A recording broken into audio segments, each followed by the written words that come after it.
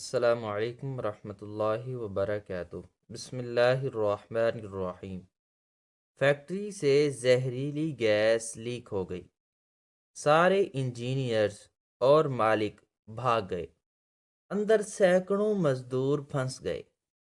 ایک عام سے مزدور نے اپنی قمیض پھاڑ کر منہ پر باندھی اور آگ کے شعلوں میں کود گیا۔ اس نے والو بند کر دیا مگر خود بری طرح جھلس گیا۔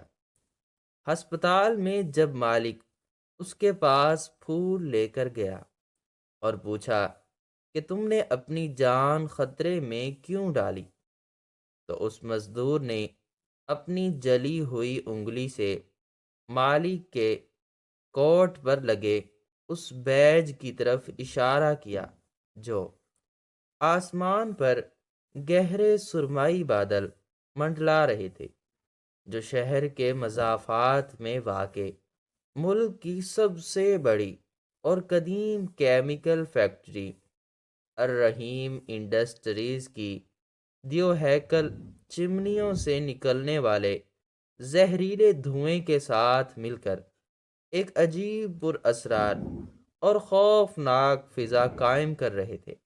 یہ فیکٹری کئی ایکڑ پر محیط تھی، جہاں لوہے کے بڑے بڑے پائپ کسی دیوہکل اژدہے کی طرح عمارت کے وجود سے لپٹے ہوئے تھے، اور ان کے اندر ہر وقت انتہائی خطرناک کیمیکلز کا بہاؤ جاری رہتا تھا۔ فیکٹری کے اندر کا ماحول آج معمول سے زیادہ گرم اور دباؤ کا شکار تھا۔ ہزاروں مشینیں اپنی پوری طاقت سے چیخ رہی تھیں اور ان کی گڑگڑاہٹ زمین کے سینے کو دہلا رہی تھی۔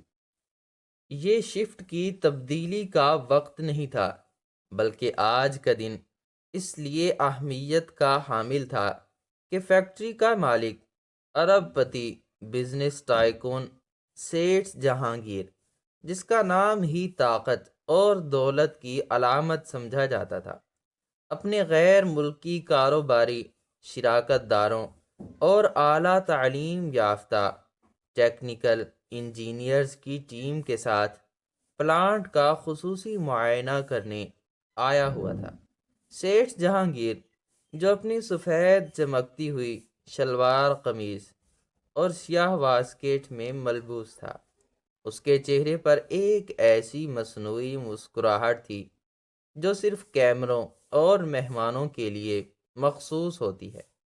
وہ ایئر کنڈیشن کنٹرول روم سے نکل کر پروڈکشن فلور کی طرف بڑھ رہا تھا، جہاں درجہ حرارت عام انسانی برداشت سے کہیں زیادہ تھا۔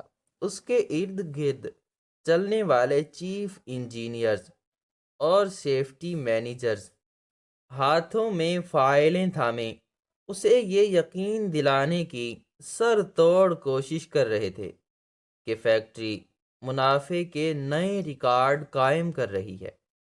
وہ اسے بتا رہے تھے کہ کیسے انہوں نے مینٹیننس اور حفاظتی آلات پر اٹھنے والے اخراجات میں کٹوتی کر کے کمپنی کا ریونیو بچایا ہے۔ سیٹھ جہانگیر خوش تھا۔ وہ اپنے مہمانوں کو فخر سے بتا رہا تھا کہ یہ ایشیا کا سب سے بڑا پلانٹ ہے جو کبھی نہیں رکتا، لیکن وہ نہیں جانتا تھا کہ قدرت اس کے غرور کو خاک میں ملانے کے لیے تیار کھڑی ہے۔ ابھی وہ لوگ پروسیسنگ یونٹ نمبر 4 کے قریب پہنچے ہی تھے، جہاں امونیا اور کلورین گیس کے بڑے ٹینکس نصب تھے، کہ اچانک فضا میں ایک عجیب سی تبدیلی محسوس ہوئی۔ وہاں کام کرنے والے پرانے مزدوروں کے کانوں نے مشینوں کے شور میں ایک ایسی باریک سیٹی کی آواز سنی جو خطرے کی گھنٹی تھی۔ ایک پریشر وال جو شاید برسوں سے تبدیل نہیں کیا گیا تھا، اپنی حد برداشت ختم کر چکا تھا۔ گیس کی سوئی سرخ نشان کو عبور کر کے کانپنے لگی۔ وہاں کھڑے ایک سینئر آپریٹر نے گھبرا کر چیف انجینئر کی طرف دیکھا اور ہاتھ کے اشارے سے خطرے سے آگاہ کرنا چاہا، لیکن انجینئر نے اسے آنکھ دکھا کر خاموش رہنے کا اشارہ کر دیا، کیونکہ وہ سیٹھ جہانگیر کے سامنے کوئی بدمزگی نہیں چاہتا تھا۔ یہی وہ مجرمانہ غفلت تھی جس نے سینکڑوں گھر اجاڑنے کا فیصلہ کر دیا تھا۔ اگلے ہی لمحے ایک ایسا زوردار دھماکہ ہوا جس کی گونج میلوں دور تک سنی گئی۔ زمین لرز اٹھی اور لوہے کے مضبوط ٹینکس کسی کاغذ کے ٹکڑے کی طرح پھٹ گئے۔ دھماکے کی شدت اتنی زیادہ تھی کہ قریب کھڑے کئی مزدور ہوا میں اچھل کر دور جا گرے۔ پائپ لائنز سے زرد اور سبز رنگ کا ایک انتہائی گاڑھا اور زہریلا دھواں فوارے کی طرح ابل پڑا۔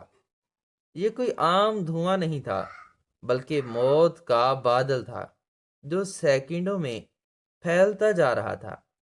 فیکٹری میں نصب ایمرجنسی سائرن چیخ اٹھے۔ سرخ بتیوں کے گھومنے سے ماحول مزید خوفناک ہو گیا۔ افراتفری کا عالم یہ تھا کہ کسی کو کچھ سمجھ نہیں آ رہا تھا کہ ہوا کیا ہے، لیکن وہ انجینئرز اور سیفٹی آفیسرز جو لمحہ بھر پہلے تک سب ٹھیک ہے کی رپورٹ دے رہے تھے، وہ جانتے تھے کہ یہ کون سی گیس ہے اور اس کا انجام کیا ہوگا۔ ان کی بے حسی اور خود غرضی کی انتہا یہ تھی کہ انہوں نے شور مچانے یا مزدوروں کو راستہ بتانے کی بجائے خاموشی سے اپنی جیبوں اور بیگ سے جدید ترین گیس ماسک نکالے اور فوراً اپنے چہروں پر چڑھا لیے۔ یہ وہ ماسک تھے جو خاص طور پر ان کی حفاظت کے لیے منگوائے گئے تھے۔ سیٹھ جہانگیر، جو دھماکے کی آواز سے بکھلا گیا تھا اور جس کے مہنگے کپڑوں پر کیمیکل کے چند قطرے گر چکے تھے، نے فوراً رومال اپنی ناک پر رکھا۔ اس کے چیف سیکیورٹی آفیسر نے اسے گھیرے میں لے لیا۔ انجینئرز نے سیٹھ کو اشارہ کیا اور انہیں لے کر پچھلے خفیہ راستے کی طرف بھاگے جو صرف ایگزیکٹو سٹاف کے لیے مختص تھا۔ ادھر مزدوروں میں قیامت برپا تھی۔ گیس نے پھیلتے ہی اپنا اثر دکھانا شروع کر دیا تھا۔ لوگوں کی آنکھوں میں جلن شروع ہو گئی، جیسے کسی نے مرچیں بھر دی ہوں۔ سانس کی نالیوں میں تیزابیت اترنے لگی۔ کھانسی کا ایسا طوفان اٹھا کہ لوگ دوہرے ہو کر زمین پر گرنے لگے۔ سیٹھ جہانگیر اپنی جان بچانے کے لیے وی آئی پی گیٹ کی طرف بھاگا، جہاں اس کی بلٹ پروف گاڑی کھڑی تھی۔ اس کے راستے میں کئی مزدور مدد کے لیے پکارتے ہوئے آئے۔ ایک بوڑھے فور مین نے، جس کے چہرے پر خون لگا تھا، سیٹھ جہانگیر کا دامن پکڑنے کی کوشش کی اور ہانپتے ہوئے کہا، صاحب ہمیں بچا لیں، دروازے کھلوائیں۔ لیکن سیٹھ جہانگیر نے جھٹکے سے اپنا دامن چھڑایا اور اسے دھکا دیتے ہوئے گاڑی کی طرف بڑھ گیا۔ اس کی نظر میں اس وقت ان انسانوں کی کوئی قیمت نہیں تھی، اسے صرف اپنی جان پیاری تھی۔ وہ گاڑی میں بیٹھا اور ڈرائیور کو چیخ کر گاڑی بھگانے کا حکم دیا۔ گاڑی کے شیشے چڑھ گئے اور وہ ایک محفوظ قلعے میں بند ہو گیا، جبکہ باہر موت کا رقص جاری تھا۔ جیسے ہی سیٹھ جہانگیر کی گاڑی کمپاؤنڈ سے باہر نکلی، فیکٹری کے جدید ترین سیکیورٹی سسٹم نے کیمیکل ہی زڈ کیمیائی خطرے کو ڈیٹیکٹ کرتے ہوئے کنٹینمنٹ پروٹوکول کو فعال کر دیا۔ یہ سسٹم اس لیے بنایا گیا تھا کہ زہریلی گیس فیکٹری سے باہر نکل کر شہر کی آبادی کو متاثر نہ کرے۔ اس سسٹم کے فعال ہوتے ہی فیکٹری کے تمام بھاری آہنی دروازے، کھڑکیاں اور ایگزٹ پوائنٹس خود کار ہائیڈرولک سسٹم کے تحت زوردار آواز کے ساتھ بند ہو گئے۔ یہ حفاظتی اقدام شہر کے لیے تو رحمت تھا، لیکن اندر پھنسے ہوئے سینکڑوں مزدوروں کے لیے یہ اجتماعی قبر کا ڈھکن بند ہونے کے مترادف تھا۔ دروازے بند ہوتے ہی اندر اندھیرا چھا گیا۔ صرف ایمرجنسی لائٹس کی مدھم سرخ روشنی جل رہی تھی، جو دھوئیں کی وجہ سے دھندلا چکی تھی۔ اب اندر سے باہر جانے کا کوئی راستہ نہیں تھا۔ مزدور دیوانہ وار بند دروازوں کی طرف بھاگے۔ انہوں نے لوہے کے گیٹس پر مکے برسائے، اوزاروں سے تالے توڑنے کی کوشش کی، لیکن وہ دروازے بم پروف سٹیل کے بنے ہوئے تھے جو ٹس سے مس نہ ہوئے۔ گیس کا بادل اب ہر جگہ پہنچ چکا تھا۔ وہ لوگ جو مشینوں کے نیچے یا تہ خانے میں کام کر رہے تھے وہ وہیں پھنس کر رہ گئے۔ آکسیجن ختم ہو رہی تھی اور فضا میں امونیا کی بو اتنی شدید تھی کہ سانس لینا عذاب بن چکا تھا۔ منظر دل دہلا دینے والا تھا۔ نوجوان لڑکے جو اپنے گھروں کا واحد سہارا تھے، وہ زمین پر رینگ رہے تھے اور منہ سے خون تھوک رہے تھے۔ کچھ لوگ دیواروں سے سر ٹکرا رہے تھے تاکہ درد کی شدت کم ہو سکے۔ وہ انجینئرز جو ماسک پہن کر خفیہ راستے سے نکل گئے تھے، ان کے ایئر کنڈیشنڈ آفس اب خالی پڑے تھے۔ وہاں لگی کرسیاں اور میزیں ویسے ہی موجود تھیں، لیکن ان کے پیچھے کام کرنے والے مزدور بے یارو مددگار تڑپ رہے تھے۔ ایک کونے میں کچھ مزدوروں نے مل کر ایک کھڑکی توڑنے کی کوشش کی، لیکن شیشہ ٹوٹتے ہی باہر سے تازہ ہوا کے بجائے آگ کے شعلے اندر داخل ہونے لگے، کیونکہ دھماکے سے باہر بھی آگ لگ چکی تھی۔ امید کی ہر کرن بجھتی جا رہی تھی۔ دم گھٹنے کی وجہ سے لوگوں کے چہرے نیلے اور سیاہ پڑ رہے تھے۔ ان کے حلق سے نکلنے والی آوازیں اب چیخوں سے بدل کر مدھم خرخراہٹ میں تبدیل ہو رہی تھی۔ سیٹھ جہانگیر اب تک میلوں دور جا چکا تھا۔ میڈیا پر بریکنگ نیوز چلنا شروع ہو گئی تھی کہ فیکٹری میں حادثہ ہوا ہے، لیکن کسی کو یہ اندازہ نہیں تھا کہ اندر کیا قیامت گزر رہی ہے۔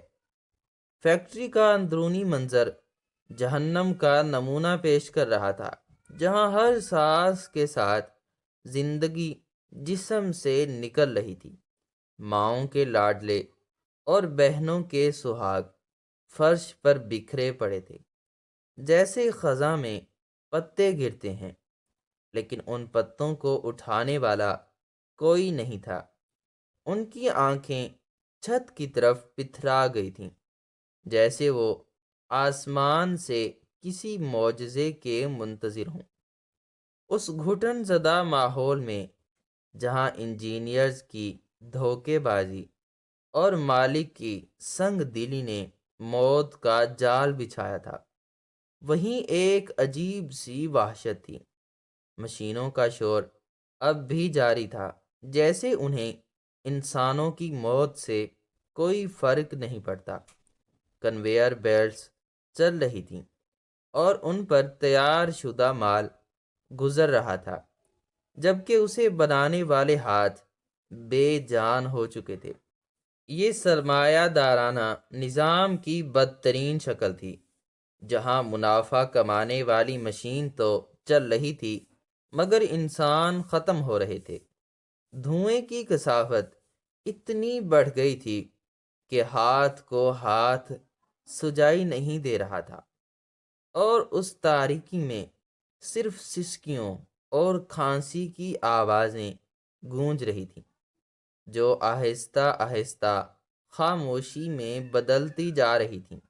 یہ سینکڑوں مزدوروں کی اجتماعی موت کا منظر تھا، جو سیٹھ جہانگیر کی غفلت اور فرار کی وجہ سے وقوع پذیر ہوا تھا۔ دروازے بند تھے، باہر کی دنیا خاموش تماشائی تھی، اور اندر زندگی اپنی آخری جنگ ہار رہی تھی۔ ہر طرف لاشیں، دھواں اور بے بسی تھی، اور اسی بے بسی کے عالم میں سب کی نظریں اس مین والو کی طرف تھیں، جو اگر بند ہو جاتا تو شاید گیس رک جاتی، لیکن وہ آگ کے سمندر کے بیچ میں تھا، اور وہاں تک پہنچنا موت کے منہ میں جانے کے مترادف تھا۔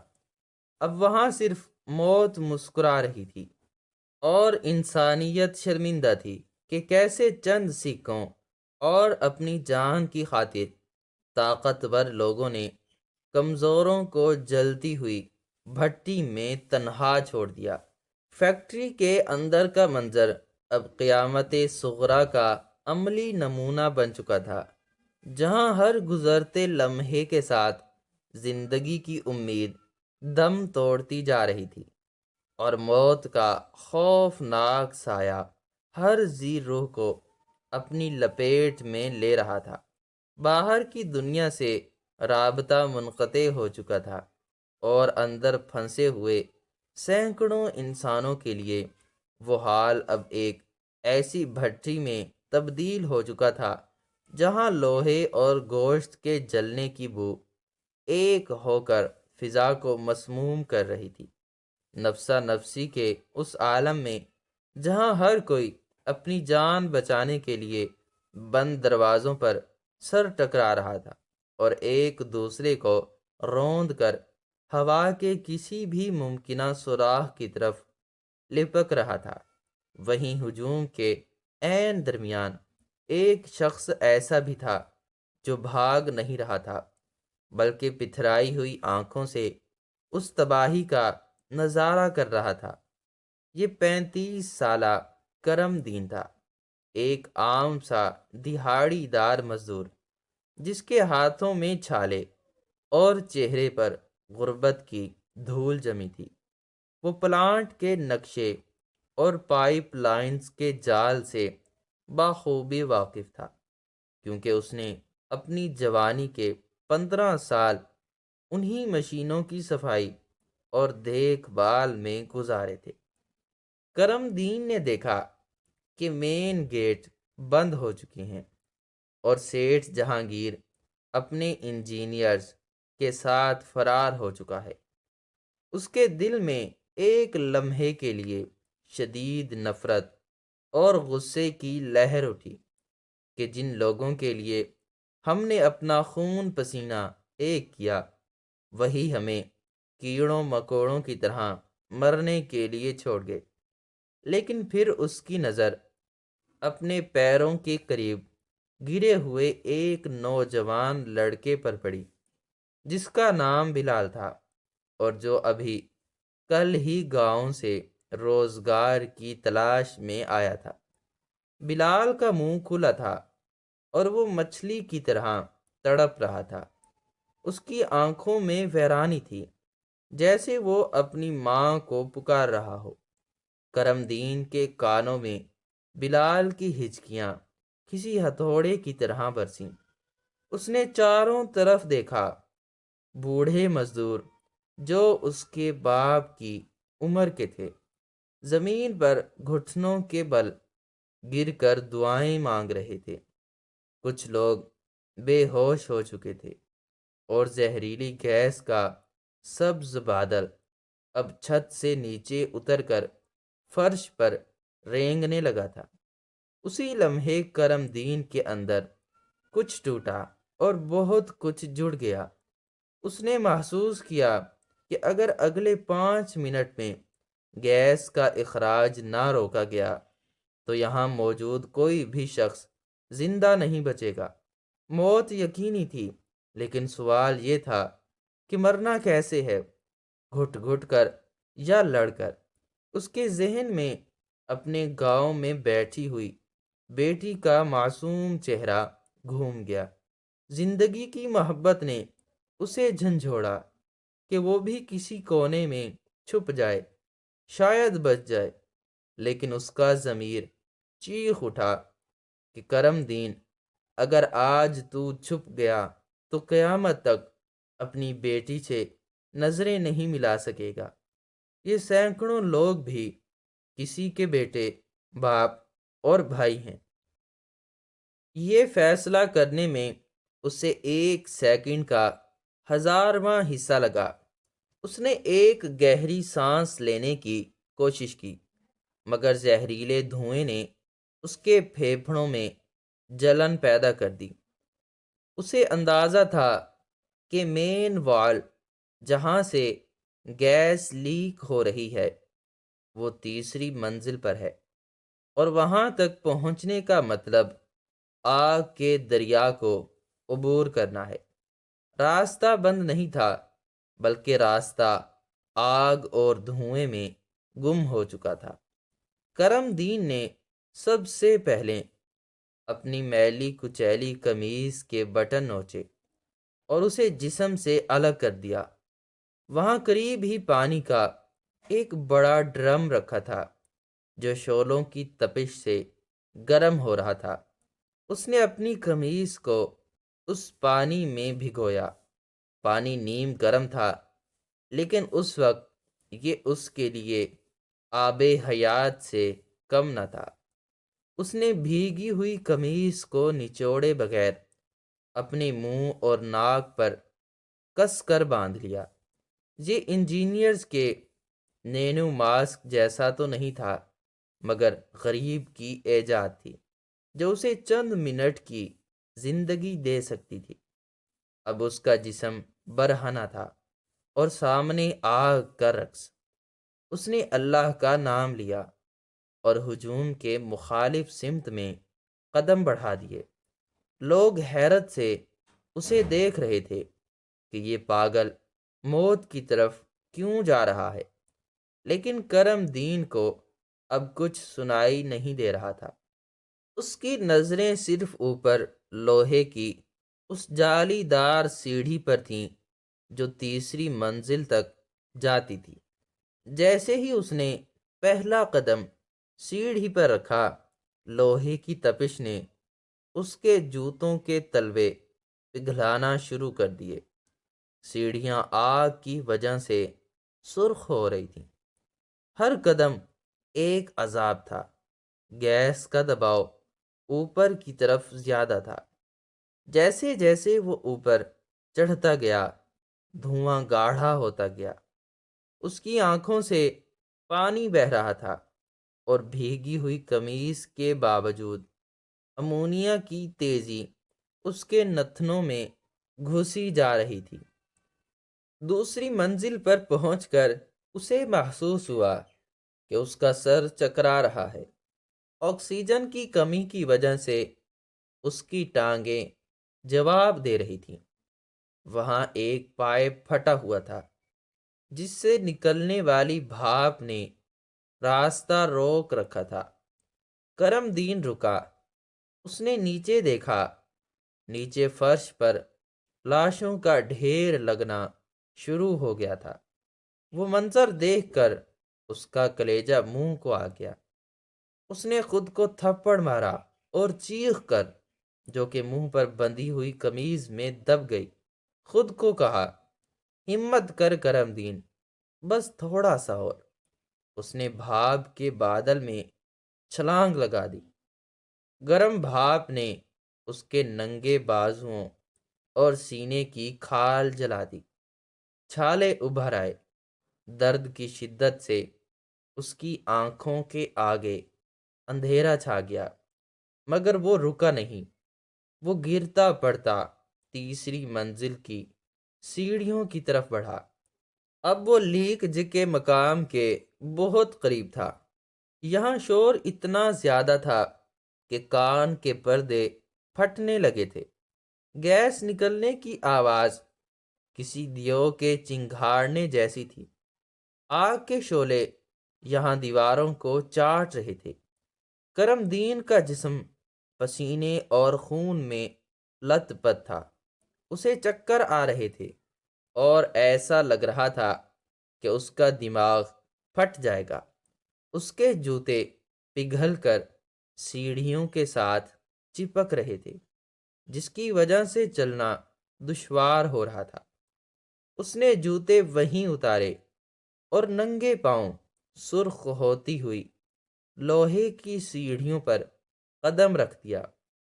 گوشت جلنے کی بو اس کے اپنے ہی جسم سے آ رہی تھی۔ پیروں کے نیچے چھالے بنے اور پھٹ گئے۔ ہر قدم پر اسے ایسا لگ رہا تھا جیسے وہ انگاروں پر چل رہا ہے، لیکن اس کا جنون درد پر حاوی ہو چکا تھا۔ وہ لڑکھڑاتا ہوا تیسری منزل کے پلیٹ فارم پر پہنچا۔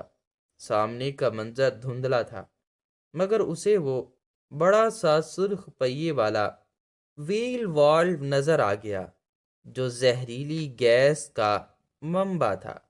والو کے ارد گرد آگ کا گھیرا تھا اور پائپ سے نکلنے والی گیس کے پریشر نے وہاں جانا ناممکن بنا رکھا تھا۔ کرم دین کی سانسیں اکھڑ رہی تھیں۔ اس کی قمیص کا کپڑا اب خشک ہو چکا تھا اور زہریلی گیس براہ راست اس کے حلق میں اتر رہی تھی۔ اسے قے محسوس ہوئی۔ اس نے خون کی الٹی کی۔ اس کا جسم نڈھال ہو رہا تھا۔ دماغ کہہ رہا تھا کہ لیٹ جاؤ اور سو جاؤ۔ موت بہت سکون دہ لگ رہی تھی، لیکن پھر اسے نیچے سے کسی بچے کی رونے کی آواز آئی، جو شاید اس کا وہم تھا یا حقیقت، مگر اس آواز نے اسے آخری توانائی فراہم کی۔ وہ رینگتا ہوا والو کی طرف بڑھا۔ فرش اتنا گرم تھا کہ اس کے گھٹنوں اور کوہنیوں کی کھال ادھڑ گئی۔ وہ والو کے بالکل قریب پہنچ گیا۔ والو آگ کی تپش سے دہک رہا تھا۔ اسے بند کرنے کے لیے اسے اپنے دونوں ہاتھوں سے پکڑ کر پوری طاقت سے گھمانا تھا۔ یہ کام خودکشی کے مترادف تھا۔ کرم دین نے اپنی جلی ہوئی ہتھیلیوں کو دیکھا، پھر آسمان کی طرف دیکھا جہاں صرف دھواں تھا۔ اس نے دل ہی دل میں رب کو پکارا، یا اللہ، یہ ہاتھ جل جائیں مگر یہ سینکڑوں جانیں بچ جائیں، مجھے ہمت دے۔ اس نے ایک جنگجو کی طرح نعرہ لگایا اور اپنے دونوں ہاتھ اس دہکتے ہوئے والو پر جما دیے۔ شٹر شٹر کی آواز کے ساتھ اس کے ہاتھوں کا گوشت جلنا شروع ہوا۔ درد کی ایک ایسی لہر اٹھی کہ اس کی روح تک کانپ گئی۔ اسے لگا کہ اس کا دل بند ہو جائے گا۔ والو جام تھا۔ زنگ اور گرمی نے اسے ویلڈ کر دیا تھا۔ کرم دین نے پوری طاقت لگائی مگر وہ نہیں ہلا۔ اس کے ہاتھ والو کے ساتھ چپک گئے تھے۔ خون رس رہا تھا۔ آگ اس کے بالوں کو جھلسا رہی تھی۔ اس نے اپنی ٹانگ کا سہارا لیا اور اپنے جسم کا سارا بوجھ ویل پر ڈال دیا۔ اس کی رگیں پھول کر باہر آ گئیں۔ آنکھیں سرخ انگارہ ہو گئیں۔ اس نے درد کو غصے میں بدل دیا۔ وہ سیٹھ جہانگیر کا غصہ، وہ اپنی غربت کا غصہ، وہ ان مرتے ہوئے لوگوں کا غصہ، سب اس نے اپنی بازوؤں میں بھر لیا۔ یا اللہ مدد! اس کے منہ سے ایک چیخ نکلی۔ اور اچانک کڑک کی آواز آئی۔ وال اپنی جگہ سے ہلا۔ کرم دین نے ہمت نہیں ہاری۔ اس نے درد کی شدت سے بے پرواہ ہو کر اسے گھمانا شروع کیا۔ ایک چکر، دو چکر، ہر چکر کے ساتھ اس کی زندگی کی ڈور کٹ رہی تھی، مگر نیچے سینکڑوں زندگیاں جڑ رہی تھیں۔ اس کے ہاتھوں سے خون بہہ کر وال پر گر رہا تھا اور بھاپ بن کر اڑ رہا تھا۔ دھیرے دھیرے گیس کے نکلنے کی آواز کم ہونے لگی۔ وہ دیو ہیکل شور جو تھوڑی دیر پہلے کان پھاڑ رہا تھا اب مدھم ہونے لگا۔ کرم دین کا جسم اب جواب دے چکا تھا۔ اس کا سینہ بری طرح جل رہا تھا۔ اس کی نظر دھندلا گئی تھی۔ اسے اپنے سامنے کچھ دکھائی نہیں دے رہا تھا۔ اس کے ہاتھ مشینی انداز میں کام کر رہے تھے۔ آخر کار والو پوری طرح بند ہو گیا۔ گیس کا اخراج رک گیا۔ اچانک ایک عجیب سی خاموشی چھا گئی۔ صرف آگ کے شعلوں کی سرسراہٹ باقی رہ گئی۔ کرم دین نے والو سے ہاتھ ہٹانے کی کوشش کی، مگر اس کا گوشت لوہے کے ساتھ چپک چکا تھا۔ اس نے جھٹکے سے ہاتھ کھینچے تو کھال وہیں رہ گئی۔ وہ لڑکھڑایا۔ اس نے ایک بار نیچے دیکھا۔ دھواں آہستہ آہستہ چھٹ رہا تھا۔ اسے لگا کہ لوگوں کی کھانسی کم ہو گئی ہے۔ اسے سکون کا ایک گہرا سانس نصیب ہوا۔ یہ سانس زہریلا نہیں تھا، یہ فتح کا سانس تھا، یہ اطمینان کا سانس تھا۔ اس کے چہرے پر ایک مالاکوتی مسکراہٹ بکھر گئی۔ حالانکہ اس کا چہرہ دھوئیں سے کالا اور جھلسا ہوا تھا، اس کی ٹانگیں اب بوجھ نہیں اٹھا سکتی تھیں۔ وہ وہیں لوہے کے گرم پلیٹ فارم پر گر گیا۔ اس کا سر زور سے پائپ سے ٹکرایا۔ دنیا اندھیر ہو گئی۔ اسے دور کہیں ایمرجنسی ریسکیو ٹیم کے بھاری بوٹوں کی آوازیں سنائی دیں، جو اب دروازے توڑ کر اندر آ رہے تھے۔ کوئی ہے، کوئی زندہ ہے۔ یہ آوازیں اسے بہت دور سے آتی ہوئی محسوس ہوئیں۔ وہ جواب دینا چاہتا تھا کہ ہاں، میں زندہ ہوں، میرا ضمیر زندہ ہے، مگر اس کے حلق سے آواز نہیں نکلی۔ اس کی آنکھیں بند ہو گئیں اور وہ بے ہوشی کی گہری وادی میں اتر گیا، جہاں نہ درد تھا، نہ آگ تھی، نہ سیٹھ جہانگیر کی بے حسی تھی۔ بس ایک سکون تھا جو فرض پورا کرنے کے بعد نصیب ہوتا ہے۔ ریسکیو ٹیم کے اہلکار جب اوپر پہنچے تو انہوں نے دیکھا کہ ایک نیم برہنہ شخص جس کا جسم پوری طرح جھلس چکا ہے، وہ والو کے نیچے پڑا ہے، اور اس کے جلے ہوئے ہاتھ اب بھی والو کی طرف اشارہ کر رہے ہیں، جیسے وہ مرتے دم تک اس کی حفاظت کر رہا ہو۔ انہوں نے فوراً اسے سٹریچر پر ڈالا۔ اس کی حالت دیکھ کر پتھر دل ریسکیو والے بھی لرز گئے۔ اس کا جسم کوئلہ بن چکا تھا، مگر سانس کی ایک باریک ڈور ابھی باقی تھی۔ یہ وہ مزدور تھا جس نے آج وہ کام کر دکھایا تھا جو کروڑوں کی مشینیں اور ڈگریوں والے انجینئرز نہیں کر سکے تھے۔ اسے نیچے لایا گیا۔ ایمبولنس کے سائرن گونجے، لیکن کرم دین ان سب سے بے نیاز تھا۔ وہ اپنی جنگ جیت چکا تھا، مگر اب اسے زندگی کی جنگ لڑنی تھی، اور یہ جنگ آگ کے دریا سے بھی زیادہ کٹھن ہونے والی تھی، کیونکہ ہسپتال کے ٹھنڈے بستر پر اسے ان سوالوں کا سامنا کرنا تھا جو معاشرے کے منہ پر تمانچہ بننے والے تھے۔ فیکٹری کا ماحول اب بدل چکا تھا۔ موت کا سایہ ہٹ گیا تھا، لیکن وہاں موجود ہر شخص کی آنکھوں میں ایک سوال تھا کہ وہ فرشتہ کون تھا جو آگ میں کود گیا۔ کرم دین کا بے جان جسم ایمبولینس میں تھا، اور پیچھے فیکٹری کی چمنی سے نکلنے والا کالا دھواں اب رک چکا تھا، جیسے وہ بھی اس مزدور کی عظمت کے آگے سرنگوں ہو گیا ہو۔ ایک معمولی انسان نے غیر معمولی قربانی دے کر انسانیت کا سر فخر سے بلند کر دیا تھا، مگر کیا دنیا اس قربانی کی قدر کرے گی؟ یہ وہ سوال تھا جو ابھی جواب طلب تھا، لیکن فی الحال آگ کا دریا عبور کرنے والا کرم دین موت کی وادی میں معلق تھا، اور اس کی ہر سانس ایک معجزہ لگ رہی تھی۔ شہر کا مرکزی اور جدید ترین سہولیات سے آراستہ الشفا انٹرنیشنل ہسپتال اس وقت کسی میدان جنگ یا سیاسی اکھاڑے کا منظر پیش کر رہا تھا، جہاں مرکزی دروازے سے لے کر ایمرجنسی وارڈ تک میڈیا کی درجنوں گاڑیاں، سیٹ لائٹ وینز اور رپورٹرز کا ایک سیلاب امڈ آیا تھا۔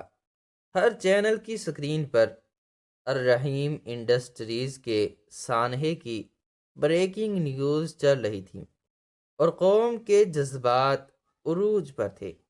ہسپتال کے باہر لوگوں کا ہجوم حکومت اور فیکٹری انتظامیہ کے خلاف نعرے لگا رہا تھا، لیکن ہسپتال کی تیسری منزل پر واقع انتہائی نگہداشت کے وارڈ، آئی سی یو اور خاص طور پر برن یونٹ کے وی آئی پی کوریڈور میں ایک پر اسرار اور خوفناک خاموشی چھائی ہوئی تھی۔ یہ خاموشی اس طوفان سے پہلے کی نہیں، بلکہ طوفان کے گزر جانے کے بعد کی ویرانی تھی۔ کوریڈور میں ہسپتال کے چیف ایگزیکٹو، بڑے ڈاکٹرز اور سیکیورٹی گارڈز کی فوج کھڑی تھی، جو ایک خاص شخصیت کا انتظار کر رہی تھی۔ اور پھر لفٹ کا دروازہ کھلا اور سیٹھ جہانگیر باہر نکلا، وہی سیٹھ جہانگیر جو چند گھنٹے قبل اپنی فیکٹری کو جہنم بنا کر بھاگ کھڑا ہوا تھا۔ اس وقت اس کا حلیہ اور انداز بالکل بدلا ہوا تھا۔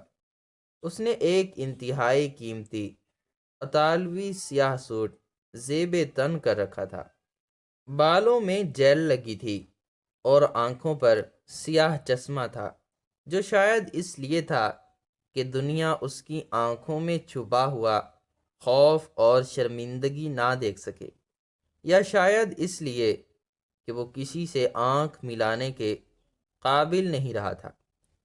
اس کے دائیں بائیں اس کے وکلاء اور پبلک ریلیشنز کی ٹیم چل رہی تھی، جو اسے مسلسل کان میں سرگوشیاں کر کے سمجھا رہے تھے کہ میڈیا کے سامنے کیا کہنا ہے اور قانونی پیچیدگیوں سے کیسے بچنا ہے۔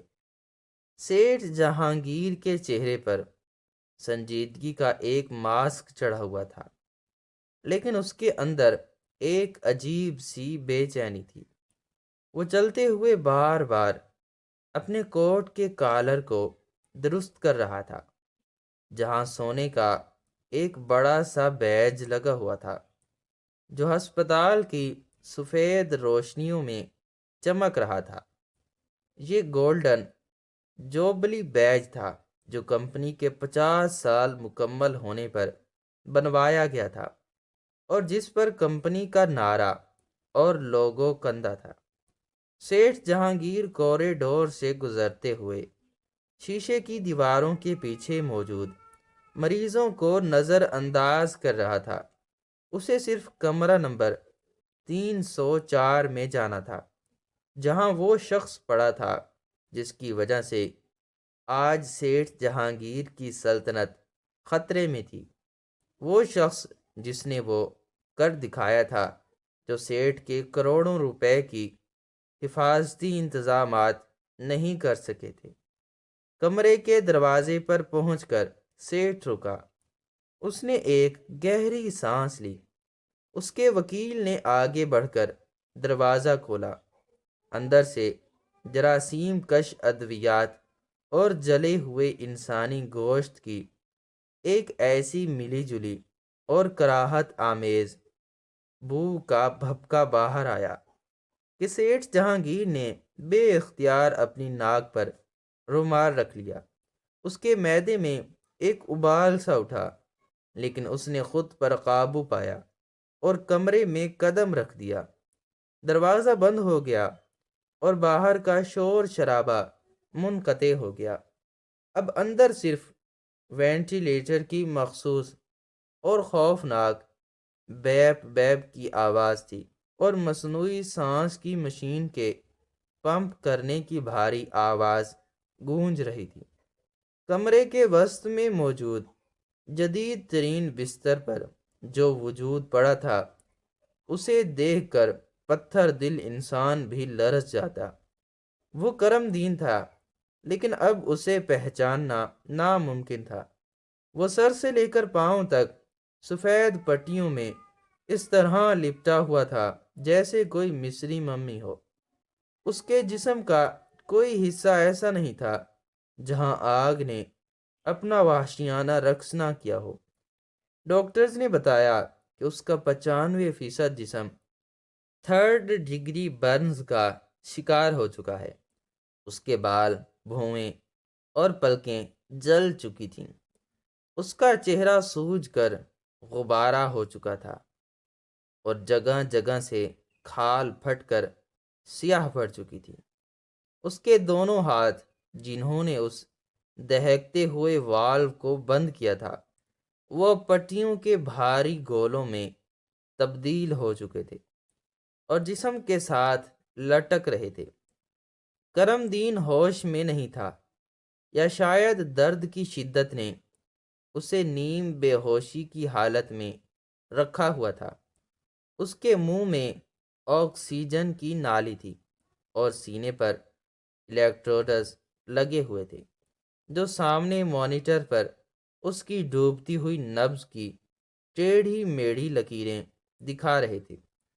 سیٹھ جہانگیر بستر سے چند فٹ دور کھڑا تھا۔ وہ قریب جانے کی ہمت نہیں کر پا رہا تھا۔ اسے اس جلے ہوئے جسم سے خوف نہیں آ رہا تھا، بلکہ ایک عجیب سی گھن آ رہی تھی، اور ساتھ ہی ساتھ ایک انجانا خوف بھی کہ کہیں یہ لاش اٹھ کر اس کا گریبان نہ پکڑ لے۔ چیف ڈاکٹر نے سرگوشی میں سیٹھ سے کہا، سر، ہم نے اپنی پوری کوشش کی ہے، دنیا کی بہترین دوائیں دی ہیں، مگر اندرونی اعضاء، خاص طور پر پھیپھڑے، امونیا گیس اور گرم دھوئیں کی وجہ سے ختم ہو چکے ہیں۔ یہ معجزہ ہے کہ یہ اب تک سانس لے رہا ہے۔ میڈیکل سائنس کے مطابق اسے 2 گھنٹے پہلے مر جانا چاہیے تھا، مگر اس کے دل کی دھڑکن بتا رہی ہے کہ یہ کسی چیز کا انتظار کر رہا ہے، شاید کسی آخری ملاقات کا۔ سیٹھ جہانگیر نے ڈاکٹر کی بات سنی انسنی کر دی۔ اس کے ذہن میں صرف یہ چل رہا تھا کہ اس مزدور کی موت کے بعد میڈیا کو کتنا معاوضہ دینے کا اعلان کرنا ہے تاکہ کمپنی کے ساکھ بچ سکے۔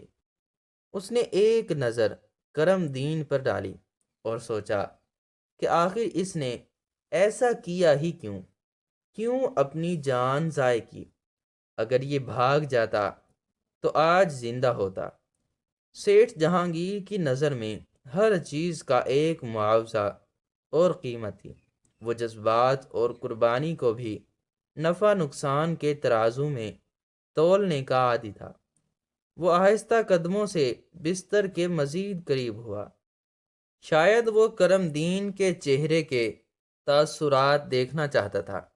اچانک مانیٹر کی آواز تیز ہوئی۔ کرم دین کے جسم میں ایک ہلکی سی جنبش ہوئی۔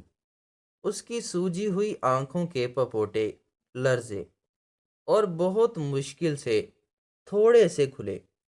ان آنکھوں میں اب زندگی کی چمک نہیں تھی، بلکہ موت کی دھند تھی۔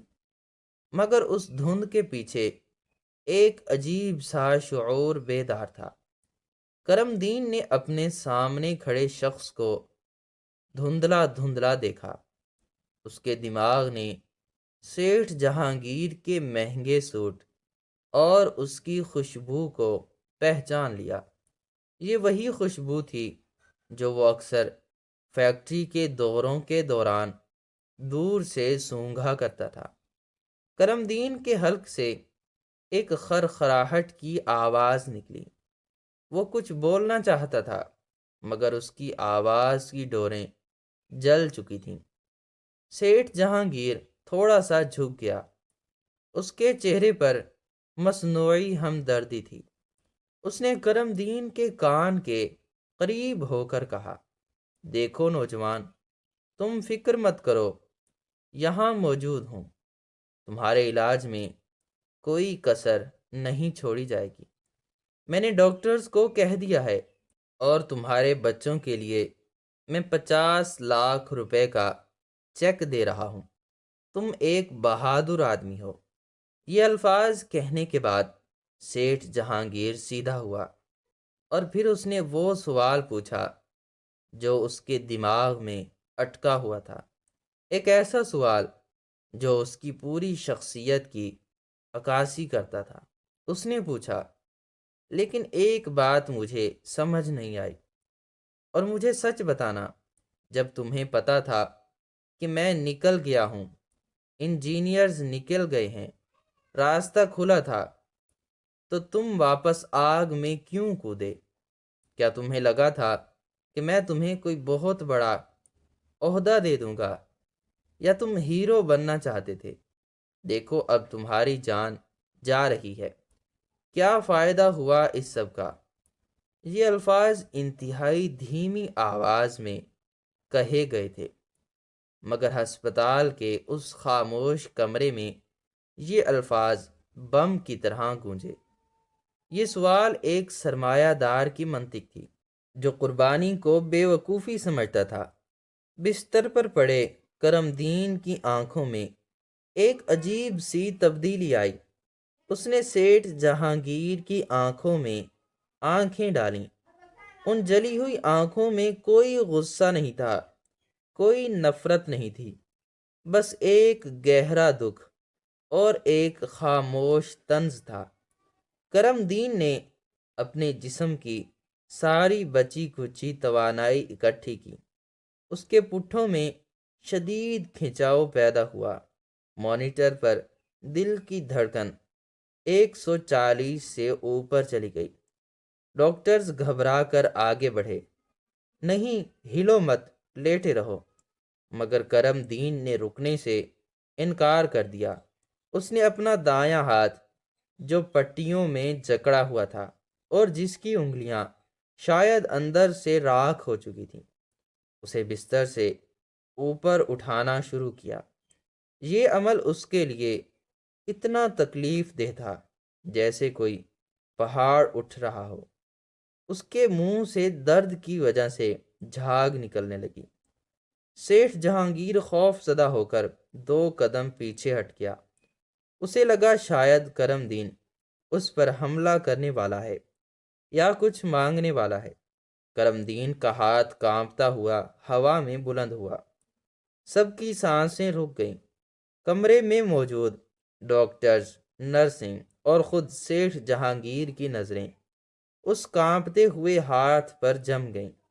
کرم دین نے اپنی پٹیوں میں لپٹی ہوئی شہادت کی انگلی کو بمشکل سیدھا کیا۔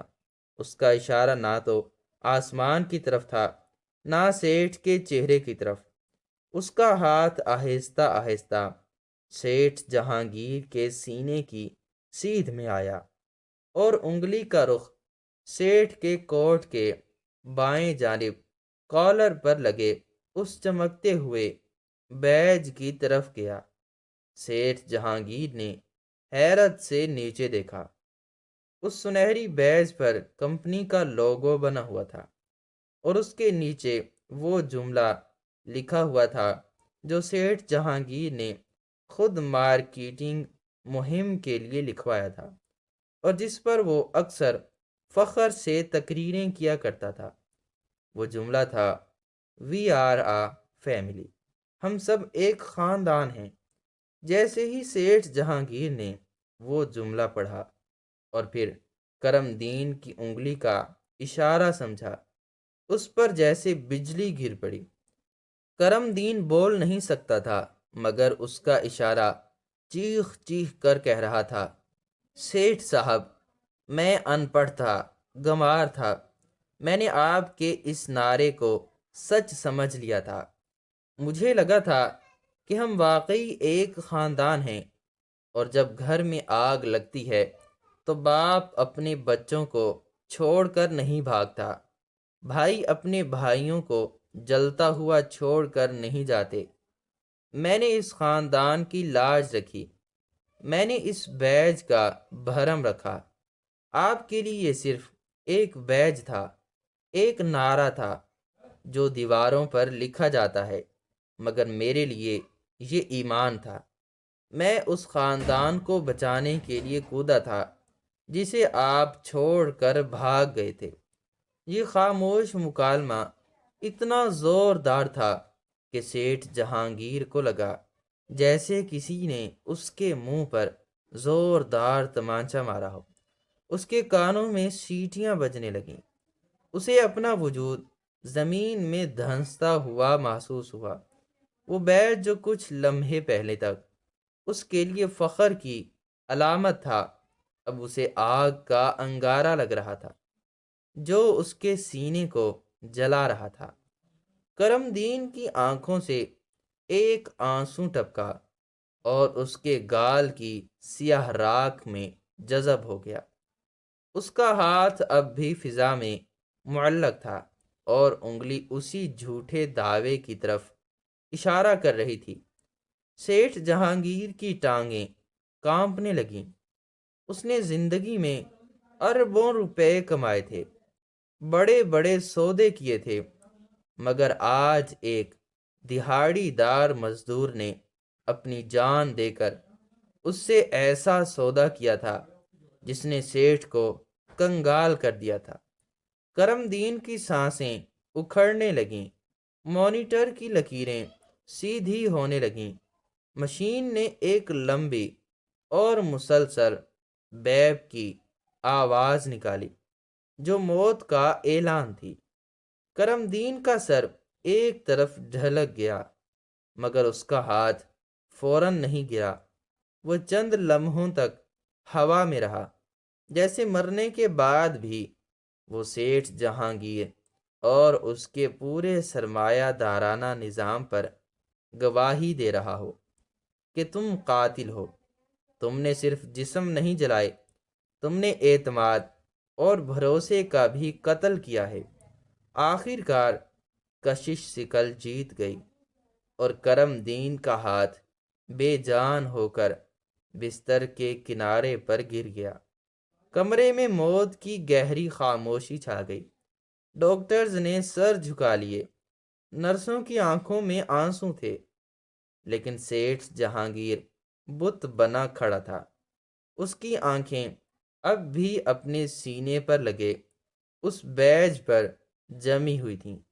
اس کے اندر کچھ ٹوٹ رہا تھا۔ وہ دیواریں جو اس نے دولت اور تکبر سے اپنے گرد بنائی تھیں، وہ اس ایک انگلی کے اشارے سے ریزہ ریزہ ہو چکی تھیں۔ اس نے کانپتے ہوئے ہاتھوں سے اپنے کوٹ کے کالر کو پکڑا اور جھٹکے سے اس سونے کے بیج کو نوچ لیا۔ سوٹ کا کپڑا پھٹ گیا، بیج کی سوئی اس کی انگلی میں چبھی اور خون کا ایک قطرہ نکلا، مگر اس درد کا احساس اسے نہیں ہوا کیونکہ اس کا ضمیر اس سے کہیں زیادہ تکلیف میں تھا۔ اس نے وہ بیج اپنی مٹھی میں بھینچا، اتنا زور سے کہ اس کے کنارے ہتھیلی میں پیوست ہو گئے۔ اس کی آنکھوں سے آنسو جاری ہو گئے جو اس کے مہنگے چشمے کے نیچے سے بہہ کر اس کے گالوں پر آ گرے۔ وہ سیٹھ جہانگیر جو کبھی نہیں رویا تھا، آج ایک مزدور کی لاش کے سامنے بچوں کی طرح بلک رہا تھا۔ اس نے بھرائی ہوئی آواز میں صرف اتنا کہا، مجھے معاف کر دو، میں مالک نہیں بن سکا، میں باپ نہیں بن سکا، تم جیت گئے کرم دین، تم واقعی اس خاندان کے سربراہ تھے، میں تو صرف ایک بزدل تاجر تھا۔ کمرے کا منظر دھندلا گیا تھا، باہر میڈیا والے ابھی بھی انصاف کے نعرے لگا رہے تھے، مگر کمرے کے اندر انصاف ہو چکا تھا، فطرت نے اپنا فیصلہ سنا دیا تھا۔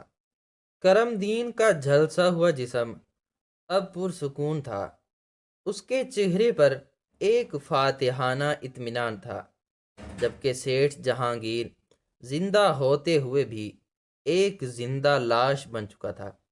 وہ بیج اب اس کے ہاتھ میں کچرے کے ٹکڑے سے زیادہ حیثیت نہیں رکھتا تھا، کیونکہ اس بیج کی حرمت کو ایک مزدور نے اپنے خون سے لکھ کر امر کر دیا تھا، اور مالک کے ہاتھ میں صرف پچھتاوا رہ گیا تھا، جب اسے ساری زندگی اس آگ کی طرح جلانے والا تھا جس میں کرم دین جل کر راکھ ہو گیا تھا۔